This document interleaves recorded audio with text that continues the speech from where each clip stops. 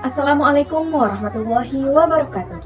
Perkenalkan, nama saya Nur Suci dengan nomor induk mahasiswa 091058022314. Program Studi Pendidikan Bahasa Indonesia, Fakultas Keguruan dan Ilmu Pendidikan. Mata kuliah Psikologi Pendidikan dan Bimbingan. Dosen pengampu Bapak Dr. Aswadi SPD MPD. Adapun judul materi pada video pembelajaran kali ini yaitu definisi, tujuan, dan ruang lingkup psikologi pendidikan. Pertama yaitu definisi psikologi pendidikan. Menurut Santrop 2010, psikologi pendidikan sebagai cabang dari psikologi yang mengkhususkan diri pada cara memahami pembelajaran dalam lingkungan pendidikan. Menurut Dasni and MC Mauk dalam Suralaga 2021, psikologi pendidikan merupakan cabang dari psikologi yang mempelajari bagaimana kondisi siswa dan implikasinya pada proses pembelajaran. Definisi yang lain yaitu menurut E.L. Thorndike dalam Santrop tahun 2010. Psikologi pendidikan harus punya basis ilmiah dan harus berfokus pada pengukuran. Ia percaya bahwa salah satu tugas pendidikan di sekolah ialah menanamkan keahlian penalaran anak. Menurut John Dewey dalam Santrop 2010, anak-anak merupakan pembelajaran yang aktif. Selain itu, ia juga percaya bahwa pendidikan seharusnya difokuskan pada anak secara keseluruhan dan memperkuat kemampuan anak untuk beradaptasi dengan lingkungannya. Baik, poin selanjutnya yaitu tujuan psikologi pendidikan. Berikut adalah beberapa tujuan dari mempelajari psikologi pendidikan. Di antaranya, pertama, mengembangkan metode pembelajaran yang sesuai dengan kondisi peserta didik di sekolah.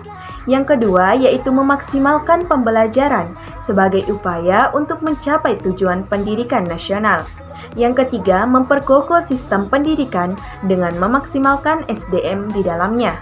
Yang keempat, membantu peserta didik mengembangkan potensi di dalam dirinya. Yang terakhir, yaitu memahami perubahan perilaku peserta didik di sekolah. Poin terakhir yaitu ruang lingkup psikologi pendidikan. Berikut adalah beberapa ruang lingkup psikologi pendidikan. Di antaranya yang pertama, yaitu pengetahuan. Ruang lingkup psikologi pendidikan yang pertama ialah pengetahuan. Pendidik atau guru perlu memiliki pengetahuan yang lebih untuk memberikan suatu pengajaran pada peserta didiknya. Yang kedua yaitu pembawaan. Dalam proses pembelajaran yang interaktif dari guru yang akan memberikan motivasi dan juga respons positif dari peserta didik saat proses belajar mengajar.